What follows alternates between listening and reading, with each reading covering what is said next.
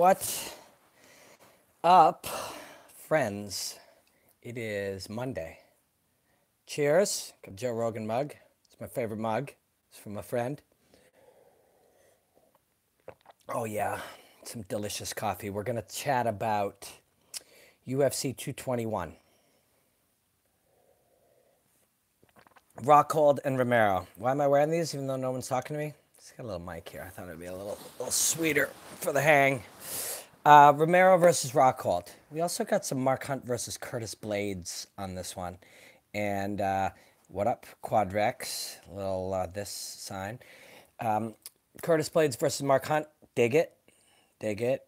Any of these young guys who's had to go with Mark Hunt has had a hard time. And I'm a big fan of Curtis Blades. And I like to watch his stuff on Instagram when he's training. Also, if you watch his stories, that dude knows how to barbecue, man. Like, if you like watching people cook meat, Curtis Blades is your guy. Killer fighter, too. Awesome fighter. We'll talk about that maybe tomorrow, about that fight. And youth versus experience. It's a topic that comes up a lot and in a lot of things, and a lot of things in life. There are certain things there is no substitute for experience. The understanding, the connection to something by doing it long enough. You know, if you've ever done anything a lot, played piano, ran, you know, I talk about fighting, whatever the thing is. You think back to the thousands of hours of doing it and how much different you view it now. That's true of physical things too. But then you slow down as well. But we'll talk about that fight. I've already said more than I planned to. Rockhold started as an underdog, now a favorite. Okay, so I can't address all these questions, but at the end I would love to. So if you see people popping up with some questions, please point them to the end because they come by real fast. That's an interesting thing. So we'll talk about Rockhold versus Romero. I believe this is happening in Australia, and I'm actually off Saturday night, which hasn't been the case very often.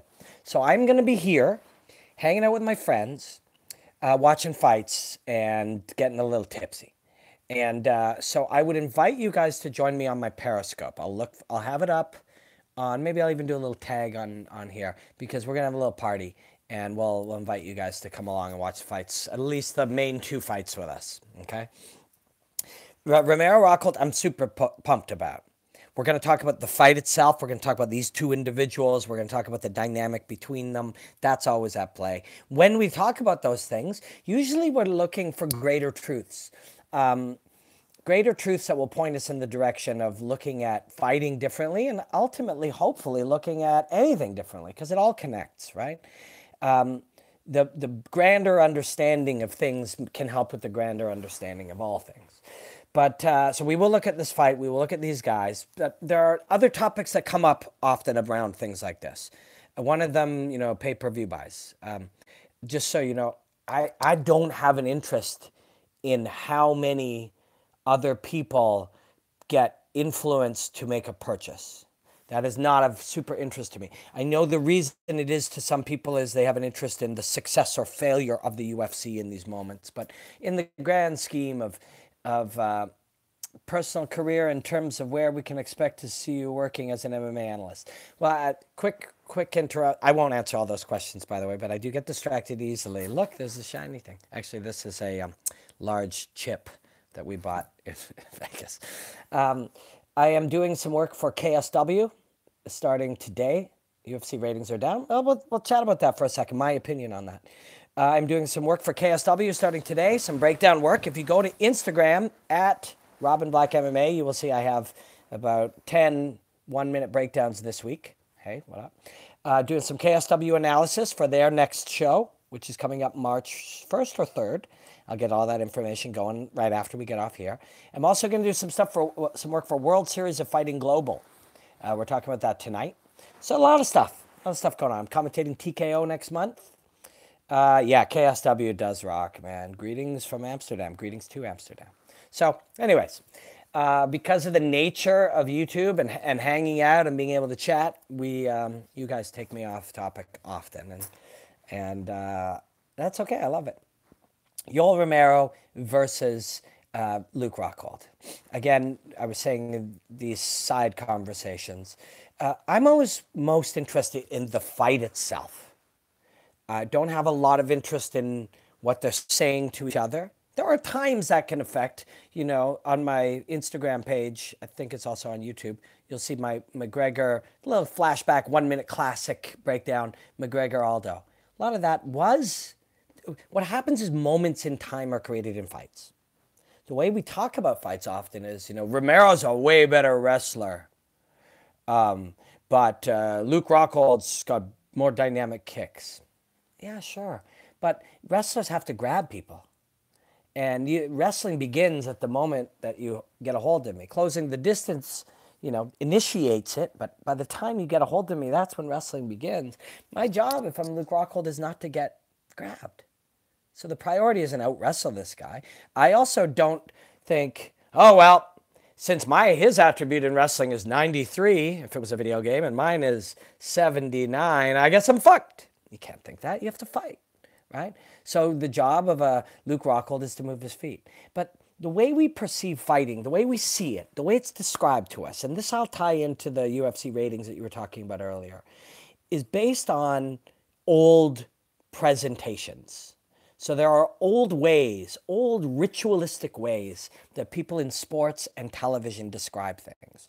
You are busy. You have a life. You have a family. You have friends. You have a job. You have hobbies. You have many things that you do.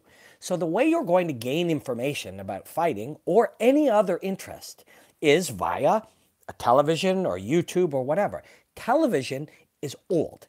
It has old thinking and it has old structures. Some of those structures are based because there's a commercial every time. Some of them are based because of analysis of how people viewed things 10 and 15 and 20 years ago. Right? So people will say to you, this guy's a striker and this guy's a grappler, but if this guy can do, and they do it the way they've always done it. And they're told to do it that way. Tyron Woodley, Michael Bisping, Kenny Florian, anybody you see on TV that is a fighter and smart like those guys. Those guys are all very, very highly intelligent. When they're talking to their friends, when they're talking in the gym, when they're talking to other fighters, when they're talking to their coaches, they don't talk like the shit they say to you on TV. That's because of television. It's the structures of television. It's not truth. So most of the conversations that we end up having, Romero is an Olympic caliber wrestler. Can't you just hear that voiceover on the high graphic? You've been taught to think and speak this way. Some fighters have been taught to think and perform that way, but many don't. Jones is a cheater. I like the way you think. I mean, there's a lot of that out there. And so you can't really just pinpoint one guy and pick on him. But so this is, you are taught to think and see fighting a way that is not true. Romero can out-wrestle him. Luke Rockhold doesn't know how to wrestle. Romero has no cardio. Cardio isn't a real thing. I'm sorry. I know you think it is. And you know, of course, everybody knows it's cardio. That guy gets tired. There are 3 energy systems at work in the human body when people fight. And while they're fighting, there are many, many different unrelated attributes. Some are related, some are interrelated, some are not related at all. How well you recover, how much is your maximum output, what is your anaerobic threshold, how much you recover in the 1 minute in between. Are you using an anaerobic, an aerobic, or an ATP-CP system? All of these are physiological truths. And so anyways, sorry, this is a very typical thing that I've been distracted by lately, is because once we get to a point that we study deep enough, the structures and the limitations of our understanding are the television structures themselves. So of course somebody would argue and go, well, bro, this guy's got worse cardio, but this guy's a much better wrestler. Or sometimes after something will happen and someone's like, but he's an Olympic wrestler. How come this happened? Because these attributes and the way that everything moves together, you're fatigued, you're distracted, I'm confident, I'm injured, I can't breathe, it's later in a fight, my coach is discouraged, I was sick last night. All of these variables are at play in every moment. And so what happens is when you look at a fight like Yoel Romero versus Luke Rockhold, why am I going into all this? I'm always going into all of this because there is this incredible beauty that is happening in these fights. And the beauty is outside of the mechanisms of television that you're being told. Okay? The beauty is in this once in a million years, once in a lifetime, once in existence moment. Now, let's say they fight again. Rockhold and Yoel Romero fight again. You'd be like, yeah, but Robin, you said it was once in existence. This moment is once in existence. Every moment is once in our existence. Every moment is happening now and never again. So when you and I go and try to do something, we go to the gym and we try to bench press, 225 pounds. If we fail, we'll come back tomorrow. Come back tomorrow with a new attitude. We've been trained a little bit more. We've rested better, and we can do it. Luke Rockhold and Yoel Romero, in the moment that Romero grabs his leg, this is the only time that's ever going to exist. He may grab his leg later, but they're different men at that time. They're fatigued, or they're invigorated, or they're distracted, or they've learned something. These moments are the only moments. And what happens in them have so many variables, so many things, thousands of things, many things we don't even know exist yet. We don't even understand. In 2063, if society and our understanding of physiology and neurology and the mind and emotion and all of these things go on, we'll look back to this conversation and it'll sound like we are talking in 1963. When you turn on a TV and you see the old guys in the leather football, they don't describe football the same way. Baseball. They don't describe baseball like they did in the 50s, but we describe fighting that way, and we're limited by these ideas. We're limited by it's on the feet or on the ground. No, there's all this world in between. We're partially down, we're partially up. We're on the fence. We have one hand down. We have a post. There's millions of spaces in between. We're rarely fully down and fully up. Things like that. These are the limitations, and so I explore them. It sucks because literally, some people don't want that. They don't want that. Or I'll have this conversation with a professor of neurology. Dr. Stu works on the spinal cord. I've been working a lot with him, doing lots of little projects with him. We're doing more. Or a strength and conditioning coach, or Ray Longo, or Matt Serra, or Duke Rufus. And they'll love this conversation. And other people will be like, bro, you didn't say anything. It's hard. But I refuse to just be trapped where we're all trapped.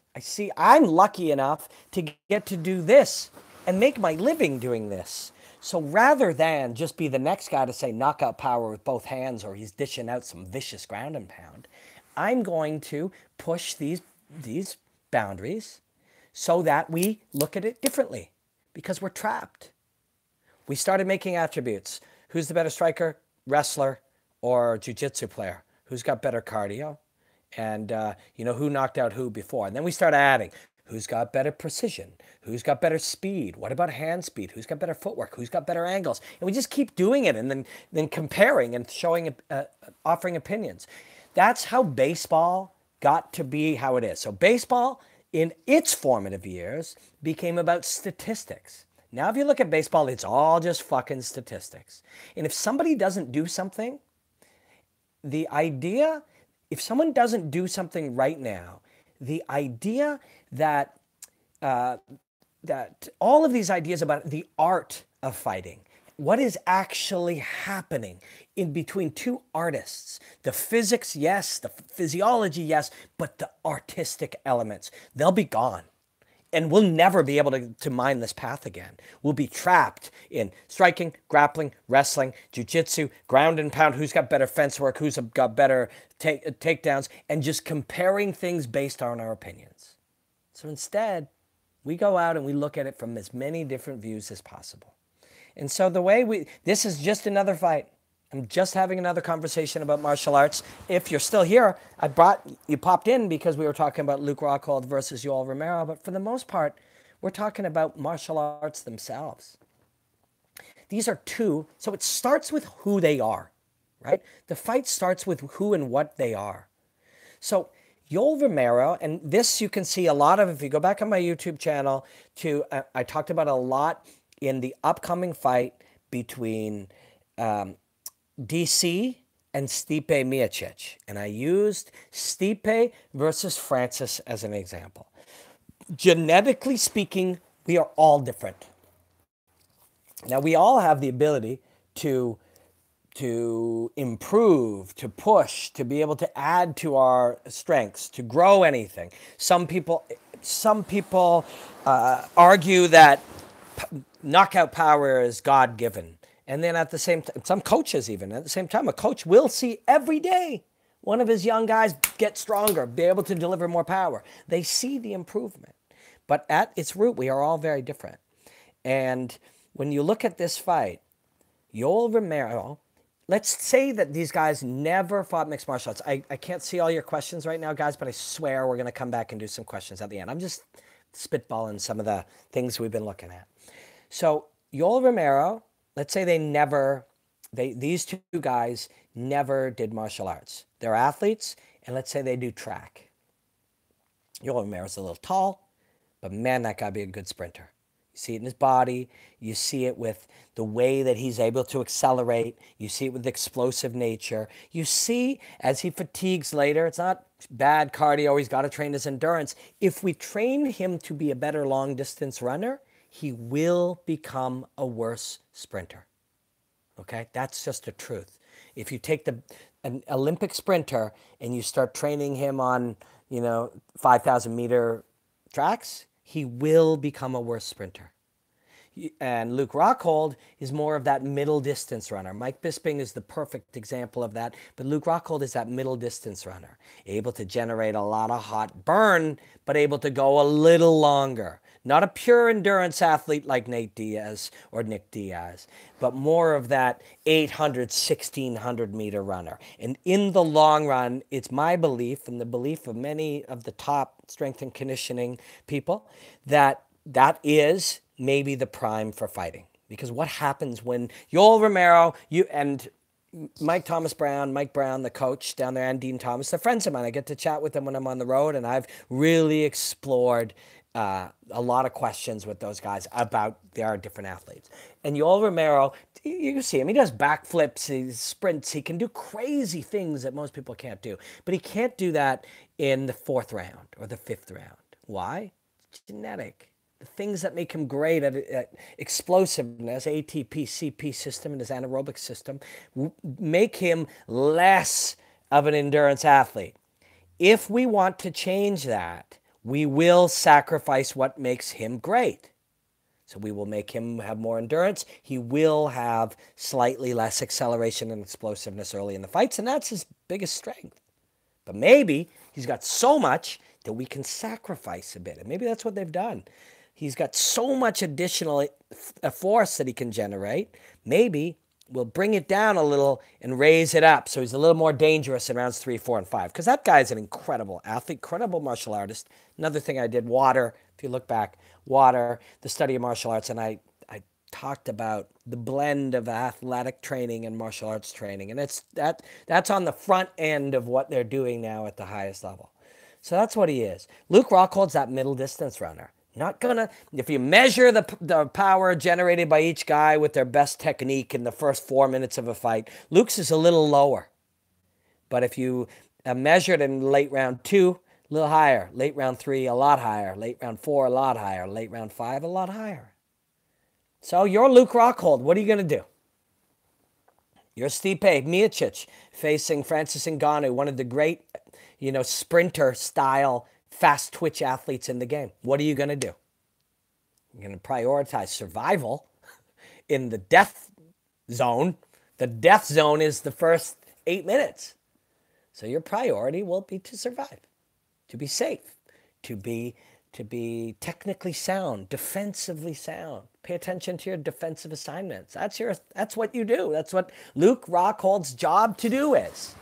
And Yoel, because his strength is that way, his job is to make Luke wrong. And how do you do that? Well, the athleticism and the skill is deceptive. How come Tyron Woodley was able to knock out Robbie Lawler with that punch? He's deceptive in his combination of skill and athleticism. He accelerates off the line deceptively fast. Why was Francis able to take out Overeem? Because he's deceptive. In that off-balance position, punches don't come from there. Why can his punch, while off balance and mechanically inefficient, why can it knock out over him? Because his ability to generate force is so high that even with some of it's going to degrade with the mechanical inefficiency, still high enough to knock out all of us, no matter how big and strong and good. And so that's the deal. So Romero commits. My dog barks sometimes at other people. I don't get mad at him. He's a dog. He barks. Luke Rockhold is an endurance athlete. Let him go a little longer. Yoel Romero is a sprinter. Let him sprint. You know what I mean? The lady at the post office, she talks a lot. She's very friendly. She talks a lot. You know why? Because that's what she does. She talks a lot. That's who she is. Yoel Romero genetically is destructive for the first 8 minutes. Destructive. He has the deception, and he's skillful, massively skillful, and he's efficient. While he's in shape, while his body hasn't started burning all of its fuel and starting to burn itself out and started to become, an uncomfortable environment, he is beautifully efficient. So play to that, which is why the great ones who are like Yoel Romero, Chad Mendes, one of these guys. And you know why I mentioned Chad Mendes? Because some asshole out there will be like, you're only mentioning black guys. It's a coincidence. It's a coincidence that these guys are black. Because Stun Gun, Dong Young Kim, the 170-pound version, he's like that. He can be like that. He has been like that lots in his career. Chad Mendes is like that. George St. Pierre at times in his career was like that. So, and in fact, what they did with George St. Pierre, John Chainberg worked with my friend, Dr. Stu McGill, and they tried to figure out, George had that explosive acceleration early, that super athleticism in the short run, and they were concerned.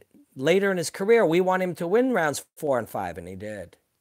That's what he turned into, an athlete that could win rounds 3, 4, and 5 always. And so they shaved some of that off to gain some of this. That's where some of the highest level of understanding how to shape these athletes. And that thing they shaved off to make this, that's what Luke Rockhold is now. Luke Rockhold is that middle distance athlete. It's fast and strong and explosive. And yeah, he can knock you out in the first round. They all can. Big, powerful, martial artist, technical, skilled. You think Luke Rockhold can't knock guys out in the first round? Of course he can. And we've seen him take guys out and drop Machida. And we've seen him smash up Bisping. I think that was the second round. We've seen him just all over Tim Boach. Of course he's dangerous in the first round. But he'll shave off a little bit of that to gain it in rounds 3, 4, and 5. And when you look back at Strikeforce Luke Rockhold, there is, you see him, like Jacare, all these fights, when necessary, he can really turn it up in those later rounds. You also, this is, there's so many things. Maybe we'll revisit this one if people like it. I mean, I shouldn't even say that, if people like it. The fact is, this is an acquired taste. I'm saying shit a lot of people like, you mean to tell me the shit that I hear every day and that I've got in the habit of thinking, you want me to think differently? Fuck you, Robin Black. I want a striking, wrestling, grappling, who's got better cardio, who's got better precision. I want to do that. Do that. I'm not telling you don't. I'm just saying if you do want to think further, that in a year or 2 years or 3 years, you see martial arts in a different way. If you train it, you experience it in a different way. You have a deeper connection to it. It enriches your experience when you watch fighting. Then maybe stick with me. And it won't always be easy, and you won't always like it.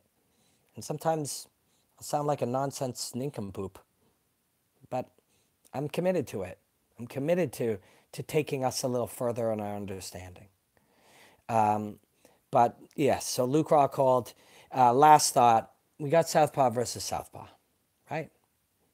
We got Southpaw versus Southpaw. Both men fight with their right hand forward, their left hand back. And I'm pretty sure Yoel Romero is actually left-handed, fights from Southpaw. But I'm also pretty sure that Luke Rockhold is right-handed and fights from Southpaw with his right hand forward.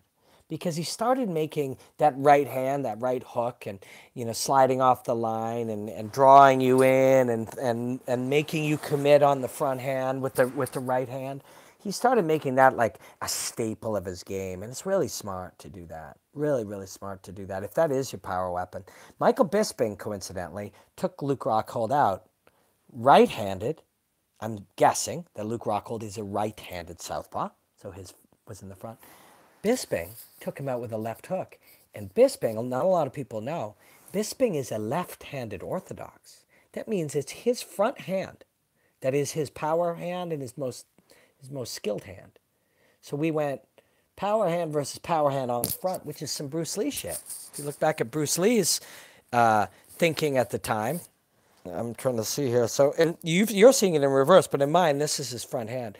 Bruce Lee believed that you put your best weapon in the front because of the ability, the distance, and the speed, and it would get there first. And Luke Rockhold versus Michael Bisping was exactly that, I believe. I am close to 100% sure that Michael Bisping is left-handed with his left hand forward. But I'm not 100% sure that Luke Rockhold is right-handed with his right hand forward, but I believe he is. Southpaw versus southpaw, the game is different. The advantage will often go to the guy who has trained with and or fought more southpaws in his life. Rockhold also, in the early days, if you look back, and he has had some beautiful, beautiful magical fights in his time, he switched a lot. And I have a good friend, if you look, Striking Concepts on Instagram and Facebook. His name's Evan. He's a close friend. He's been holding pads and training Rockhold. And I didn't ask him. I'll probably ask him before. I don't want to give anything away. My friends who are coaches, I love to gain insight from them, but not in any way that will give away something. So I didn't ask him that. But I'm able to see some of the footage of him working. But I suspect that he's going to be switching a little more. And I suspect you'll see more Luke Rockhold from an orthodox stance. Because the game of playing open side versus open side is one that when you get good at it and you're Rockhold and you are right-handed, you're fucking good at it against the southpaw with your right hand back and your left hand forward. So expect to see that and expect to see him switching. And a couple other things to expect.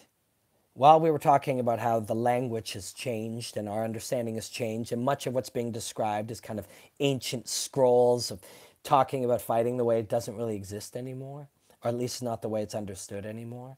People will say, don't kick a wrestler. You kick a wrestler now. You do. I know McGregor was one of the ones that did it and then talked about it a lot. The game was, I kick a wrestler, he grabs my leg and takes me down. The answer isn't ever in martial arts, so don't kick a wrestler. The answer is, so don't let him catch your leg. So you adapt your kicks so that instead of giving up a weapon, handing away a weapon, and now being, short-handed against the guy because of his skills, we use a tool in such a way, and the Thais were very good at extracting kicks and not getting caught. And Henry Hooft, Evan Boris, some of the people working down there with Luke, they're very good at that. So I'd expect Luke to be doing some kicking and Yoel Romero to be trying to grab it, and then you trick him. The guy goes to grab it, you trick him. But Romero is a beautifully skilled martial artist, probably the best athlete in the division, especially in that hot zone, early burn. I called it the death zone earlier. I don't like to use the term death because it's a sport and a martial art. It's not that life or death. Although it feels like it sometimes when you're in there, the intensity with which you feel and experience it. And I only did it at the lowest levels, so I can't imagine. But yes, it is something very special. But let's just think of this. And I'm, as much as I'm telling you these guys are shaping you how to think, I'm not trying to shape you how to think. I'm just giving you other options. But you don't have to think the way that it's presented to you. You don't have to make a pick and defend it to the death, because most of the time we're dealing with 5% of the information, 2% of the information. Some of the things we use to argue our pick, or the line in the sand that we built. And we see this in politics, and we see it in sport, and we see it everything. You turn on the TV, and on CNN, it's people who pick the side and they yell at each other. And then you turn on ESPN, and it's, Shaq yelling with another guy. and both picked this. And sometimes they were just told what to pick. And we're being taught as a society to make a decision, despite the fact that we have very little information, and then defend it and fight about it. And it's harming our society. Television, that aspect of television is harming us in the way we connect with each other and the way we speak to each other. It really is. Don't sit there and go, Yoel Romero's a way better wrestler, bro. He's going to murder him. Then the other guy goes, well, I don't know. You know, he looks like he fatigues later. Don't just start arguing. Explore each other's points. You don't know everything. I fucking studied this since I was a child, and I've dedicated the last 10 years full-time every day. And the biggest thing I learn is I don't know shit. And anyone who's telling you that they have some deep connection, the biggest thing you know, start to know, is the questions to ask. And the answers are there for you, but usually all they do is give you other questions. You don't know who's going to win this fight. And if somebody gets the fights picks right 6.5 times out of 10, just give them another year and they'll get them wrong 7 times out of 10. Nobody knows. These are moments in time informed by thousands of dynamics and variables. The game itself changes, these individuals change. A man cannot step in the same river twice because it is not the same river and he is not the same man. We all know that. All right? So what I'm going to do now, so we chatted briefly about Southpaw versus Orthodox. We chatted briefly about fast twitch versus slow twitch, sprinter versus distance runner. I hope some of that was valuable. I know I'm always talking about different ways to view it, but it means a lot to me to be able to just get a few other people to see the art instead of just seeing video games. And I love video games. And I got to work a little bit on the EA Sports game. Not knocking video games, but video games, and same with comic books and same with all these other things, they give us attributes and we compare them and argue them. And fighting isn't like that. None of these attributes are permanent. If you had diarrhea this morning, your strength is down. You know, none of them are permanent. And you become different people in every moment. These fights are moments in time. And they're a series of moments in time informed by all the other moments. And it's amazing. You guys got a couple questions before we get the fuck out of here? You had this conversation about fatality and blind beliefs. Yeah, these are good conversations to have. Respect from Serbia. What up, Serbia? Do you think Romero has limited window to win? Correct me if I'm wrong. It was the 3rd round with the flying knee with Weidman. Was it? Can anybody tell me that? I don't have my computer or the stats here with me. I believe it. Yeah, man. Joe's the man. I believe it was the 3rd round, but yes, it was. How old is Romero? He's 40, right? Luke spars hard at AKA. You can argue that one. You guys hold on your questions for a moment, please. If one pops up, resend it. People talk about, oh man, those guys hard sparring at AKA. They were all champs. Everything affects everything. Everything affects everything. So what if then they got injured? Well, they shouldn't spar that hard. If we remove that hard sparring, they are different men with different skills that have had different experiences, whose mind has formed differently. If we remove that sparring, those different men may not have been capable of winning. All 3 of them, what do they have in common? They sparred hard. What does every other person who's never been a champion have in common that hasn't sparred hard? Is they didn't spar hard. Now, there are others, people who sparred just as hard who have never been champion. But those 3, they have that in common. It made them greater. It made them greater. And eventually, it may be part of the end of their career. Luke is sparring hard with Henry, yes. Do you think Luke might have confidence issues after the loss? My opinion is Luke hasn't always been at his best in fights. And he needs to be, and that's hard. You got to train that. You got to train that too. And that is something we all can train. We train our organizational skills. We train our focus. We train our honesty with ourselves. Honesty, self-awareness, all of these things, they're so important. Rockhold's arrogance, get to him again. His arrogance, okay, so arrogance sure looks arrogant. Doesn't mean he is. Some people have like bitch face. You know, guys, girls, everyone. They can have a bitch face and you're like, God, what's up his ass? It's just his face. It's just his fucking face. Imagine how hard that is to deal with. Luke walks a certain way, looks a certain way. I mean, we all, oh, he's obviously arrogant. When we use the word obviously, so often something's not obvious. Robin Black, do you still are MMA? Go back to bare knuckles. I missed that. Who are you picking to win this fight? Honestly, I don't make picks. Anyone can tell you that. Mr. Black, do you like the lower leg calf kick used? I do like the low calf kick, but now that it's used, it's going to work less because everybody's using it. Once everyone's using it, the defensive systems improve. Then we start setting traps for it. If it isn't there yet, it will be. That is just the cycle of martial arts. Would it be super cool to have a hangout with Jorge and Yoel? Yeah, that would be cool. Do you think, although Yoel I don't think likes me, do you think Luke will out-grapple Yoel in the championship rounds? Yeah, he might. He might. That's a good point. I think Yoel Romero likes me because that time where he said, no gay for Jesus, I caught it, and the next day he was like, no, no, no. I said, no, forget about Jesus, and I didn't believe that he said that. I don't believe everything I'm told. He might have, though. He might have. So I believe my ears. But he might have. He has a hard time speaking, and I'm a big fan of his anyway. So Rockhold thinks he can box. He's got KO'd with Bisping off a jab. Yep, that means nothing. We just went over that. People get knocked out off a jab all the time. Jose Aldo got knocked out by Conor McGregor off of a pump right left hook. He's got the best left hook in the game. It means nothing. Luke Rockhold's a fantastic boxer. Want to go see MMA, go bare knuckles again. There is bare knuckle fighting out there. There is bare knuckle fighting that's happening. I think my man, the New York badass, Phil Baroni, I think he's fighting bare knuckles in March. It's out there, man. I thank you guys for hanging out with me and humoring me. I do. It means a lot to me. Do you think Romero would beat Whitaker if he had lowered his energy during the first and second round? Could he have hurt him as bad if he did? You know what I mean? All else wouldn't be the same. Wouldn't be like, now I beat him up and smashed his leg and hurt him and won the rounds. Now I'm tired. What if I do less? Maybe he wouldn't have won those rounds. Everything changes. Everything changes.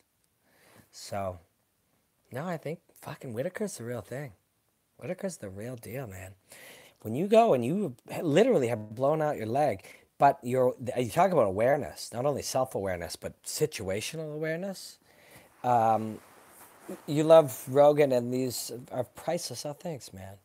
Branch exploded on Rockhold with punches. Do you think Romero will do the same? I think so. Me and Luke Thomas, fighter companion. It would be fun to hang out with Luke and watch fights. We'll do it sometime when we're out on the road together. When does Robin Black get angry? I do. We all do. I believe Romero needs to go explosive first round, same way Branch did. Yeah, I think so. I mean, again, do you really try, if a wolf does wolf stuff, do you try to get him to do rabbit stuff? You know? If a bat, you try to turn a bat into a bird, this is what he does. This is what he's great at. This is what he's predisposed to have, this massive discrepancy of speed and skill and ferocity in early times. And it sacrifices later. But this is what he was born to do. This is what he was born to sprint. You know, whippets and cheetahs, they were born to sprint. You don't ask them to try to do well later. They go after that fucking gazelle, and they either get it by the thigh and they rip it to the ground and they maul it, or the gazelles get away because they, and this is who some of these guys are. Some of them changed. George changed. You know, Chad Mendez changed. You know, played to that. Tyron Woodley changed, figured out, didn't change his physiology, changed his thinking. Calm, relax, explode, calm, recover. He played to his genetics. The hypothesis matched the genetics. And so he played to it. So Romero can do that. You know, 30-second burst, 30-second recovery, 30-second burst, 30-second recovery. If he stays to that, psychologically, he'll be better in 3 and 4 than he has been in the past. It's when he burns longer than 30 seconds and doesn't recover. But that's not just his choice.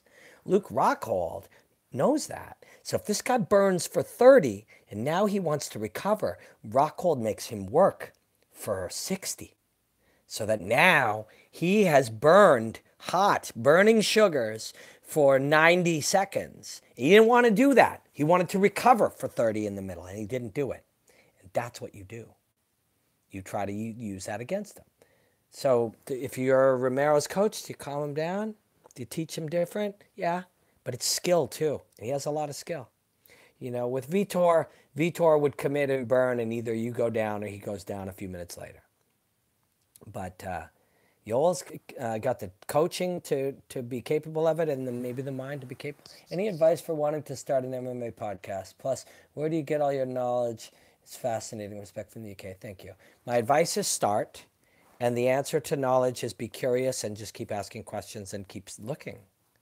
I mean, if let's say I know this much, and I don't ever think that, whatever this assignment is, and maybe 6 years ago I knew this much. It's just a little piece of information, and you're curious, and you ask, and then you study, and then you read, and then you're wrong, very wrong, and that leads you over here, and then you're wrong again. You ask a question, and you got to keep a mindset, a rookie mindset, you know? You got to keep a white belt mentality and keep asking.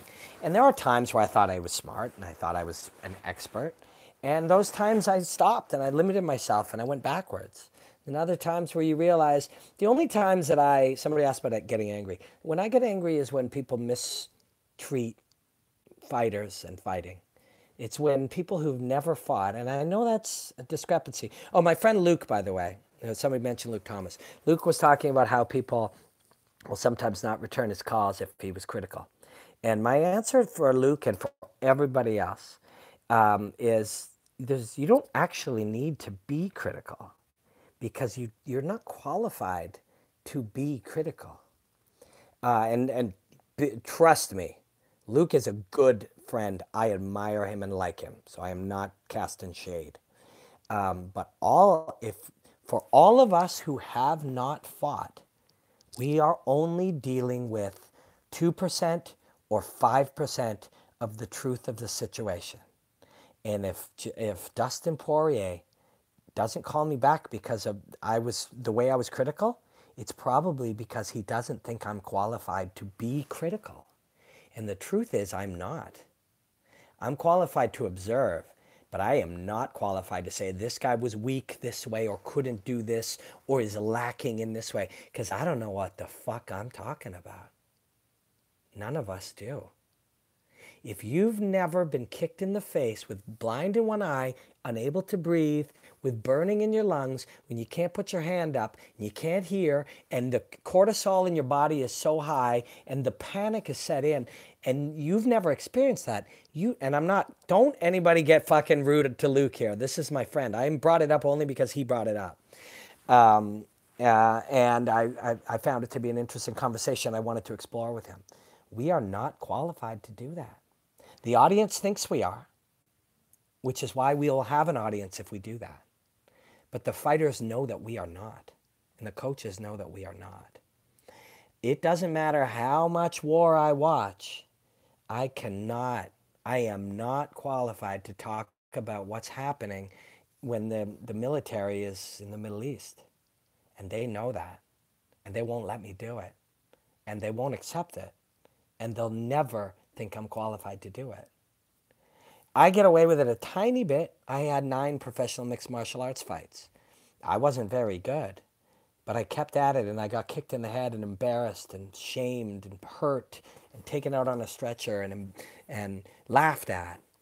And I experienced the fear and the failure. I won too, and I had great, exciting moments, but they accept me in their club a little bit more. But as a result, and again, this is not a criticism of anybody else. Please don't take it that way. Please. I'm just looking at how people see things. I'm casting a bit of light on this. As a result, I'm not critical. 1 out of 1,000 comments, maybe it slips out. That's my weakness, because I never meant to be. Please, don't fuck with my friend. I'm not fucking shading my buddy. I admire him. He's very good at what he does. I like him very much.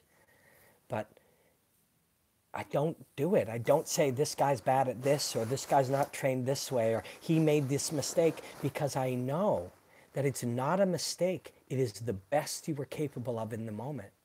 When you can't see or you can't hear or you're overwhelmed with anxiety or fear or confusion, every moment, people are like, do your best. That's what you're doing right now.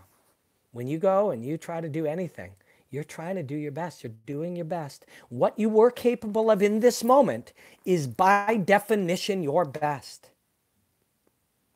And so to me, there is so many millions of things that can be looked at in fighting. Millions, eternal. That is the most curious and beautiful thing in the world. And most of us have turned over, and I know it feels like we know 100% of what we know, but it's only because that's all we know. If this is the knowledge and what is actually happening, we probably understand this much. And even less if you've never fought, because so much of the reality, the conversations had on Twitter and YouTube and everywhere, they're missing all of the reality. And all of the reality is what is happening in your mind and your body, physiologically and neurologically. And the fact that I've had that makes me never critical. The fact that I've also had that has allowed, at least in my experience, has made some of those guys begrudgingly go, well, at least he's been there. And I haven't been there. I've been there on 9 of the smallest shows. You know, there were 3,000 or 4,000 people at a couple of them. One was broadcast nationally on Canada, on TV in Canada. One time I was on, you know, Boss Rutan's Bossy Award for smashing this kid's ear. But for the most part, I lost more than I won, and it was at the lowest level against very low-level people. So it's nice of them to occasionally treat me like I'm at least in the understanding club, but I'm not. I have no idea what that's like. No idea. So, anyways, but people have every right to talk, and don't shit on people. We can do so much better. Don't just pick a side and argue it to the death. Don't debate everything. I know controversy gets us a few more clicks. I know negativity gets a little more excitement around it. You know, I know conflict gets people sharing stuff and arguing and coming back and forth. But it's everywhere. We don't have to do it. Don't shit on fighters. Don't shit on my friend. You know, try not to shit on me. Although if you do, I can handle it. Let's just enjoy the fucking fights. Yoel Romero is a genius, a physiological, athletic genius who has become a genius of combat, starting with the beautiful ancient art of wrestling. And he's fighting this racehorse of a man who is so skilled and so driven and so unbelievably dangerous. And they're doing it for our entertainment on television on Saturday night. We're going to hang out with our friends and we're going to have a drink, or you're going to smoke some weed, or you're going to drink some coffee, and you're going to fucking enjoy it because it's special. Even though there's fights every weekend, these are still, in the context of humanity, these are rare events, and they're special and they're unique. So let's be good. Have fun. And enjoy the hostilities, my friends.